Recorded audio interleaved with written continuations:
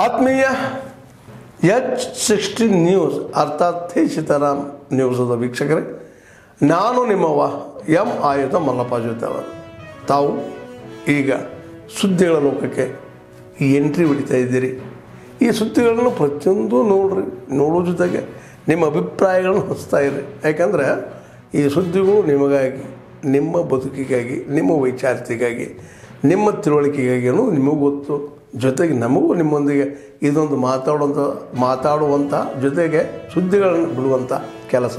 ಈ ಕೆಲಸದಲ್ಲಿ ನಾವು ನಿಮ್ಮೊಂದಿಗಿದ್ದೀವಿ ಅಂತ ಹೇಳ್ತಾ ನೋಡ್ತಾ ಇರಿ ಈ ಸುದ್ದಿಗಳನ್ನು. ನಮಸ್ಕಾರ ಎಲ್ಲ ಮಾಧ್ಯಮ ಅಲ್ಲಿ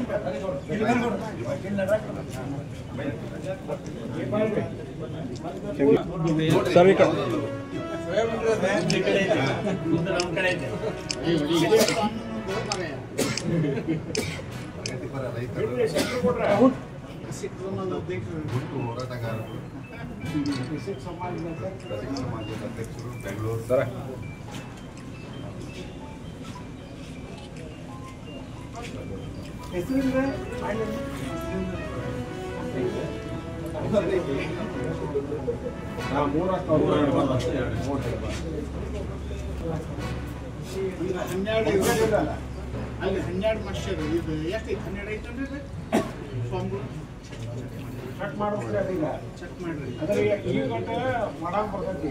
ನಂಗೇನ ಪಂಪ್ ಇತ್ತಲ್ಲ ಅವಾಗ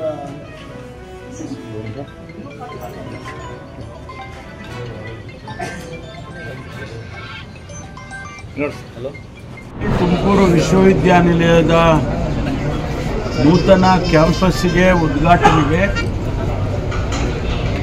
ಮಾನ್ಯ ಗೌರವಾನ್ವಿತ ರಾಜ್ಯಪಾಲರು ಆಗಮಿಸಿದರು.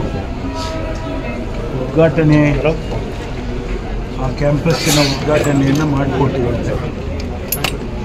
ಅದು ಒಂದು ರೀತಿಯಲ್ಲಿ ನಮ್ಮ ಜಿಲ್ಲೆಗೆ ಒಂದು ರೀತಿ ಪ್ರತಿಷ್ಠಿತವಾದಂಥ ಶಿಕ್ಷಣ ಕೇಂದ್ರ ಅಂತೇಳಿ ಅದು ಭಾಳ ದಿವಸದಿಂದ ನೆನೆಗುದಿಗೆ ಬಿದ್ದಿತ್ತು. ಅದನ್ನು ಉದ್ಘಾಟನೆಯನ್ನು ಮಾಡಿಕೊಟ್ಟಿದ್ದಾರೆ.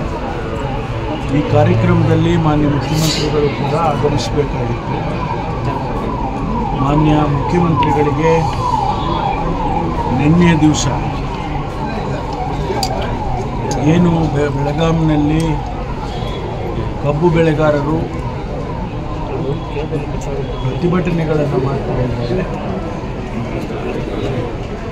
ಕಬ್ಬಿಗೆ ಹೆಚ್ಚು ಬೆಲೆಯನ್ನು ಕೊಡಬೇಕು ಅಂತ ಹೇಳಿ ಅವರು ಸರ್ಕಾರಕ್ಕೆ ಒತ್ತಾಯವನ್ನು ಮಾಡುತ್ತಿದ್ದಾರೆ. ಆ ಹಿನ್ನೆಲೆಯಲ್ಲಿ ನಿನ್ನೆ ಸಂಪುಟದಲ್ಲಿ ಸುದೀರ್ಘವಾದ ಚರ್ಚೆ ಆಯಿತು. ಆ ಚರ್ಚೆಯ ನಂತರ ಮಾನ್ಯ ಮುಖ್ಯಮಂತ್ರಿಗಳು ಸಕ್ಕರೆ ಕಾರ್ಖಾನೆ ಮಾಲೀಕರುಗಳನ್ನು, ಏಕೆಂದರೆ ದುಡ್ಡು ಕೊಡೋರು ಅವರೇ, ಅದಕ್ಕಾಗಿ ಆ ಮಾಲೀಕರನ್ನು ಕರೆದು ಮಾತನಾಡೋದಕ್ಕೆ ತೀರ್ಮಾನ ಮಾಡಿದರು. ಕೇಂದ್ರ ಸರ್ಕಾರ ಈಗಾಗಲೇ 24, 25 ಮತ್ತು 25, 26 ಪರ್ ಟನ್ ಕಬ್ಬಿಗೆ ಎಷ್ಟು ಬೆಲೆ ಕೊಡಬೇಕು ಅಂತೇಳಿ ಅವರು ನಿಗದಿ ಮಾಡಿದ್ದಾರೆ. 3,555 ರೂಪಾಯಿ, ಇನ್ಕ್ಲೂಡಿಂಗ್ ಟ್ರಾನ್ಸ್ಪೋರ್ಟ್ ಆ್ಯಂಡ್ ಕಟ್ಟಿಂಗ್.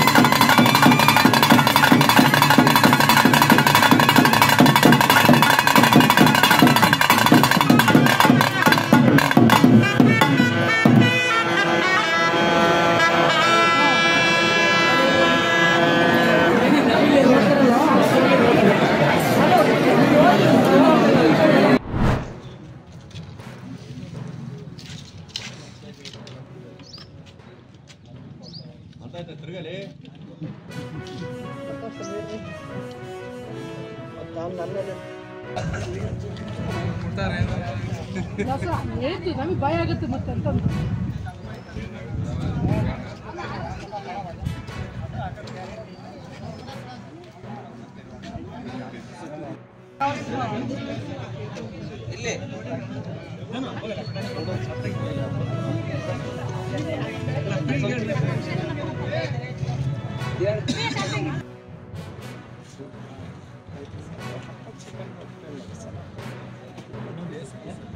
ಯಾವುದು ಬಡ್ದಾನೆ ಮಾಡಕ್ತಾರ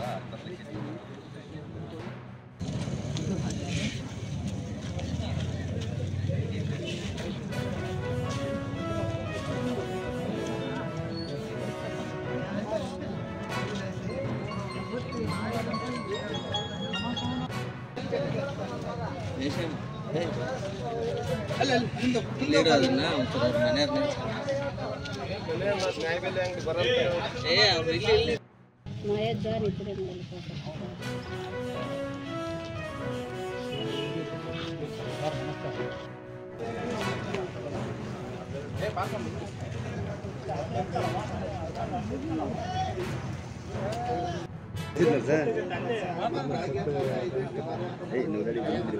ಅತಿ ವಿಚಾರದ್ದು ನಿಮ್ಮ ನಂಬರ್ ತಗೊಂಡು ಕೊಟ್ರೆ ಅಂದ್ರೆ ಯಾರು ಮುಟ್ಟೋದಿಲ್ಲ.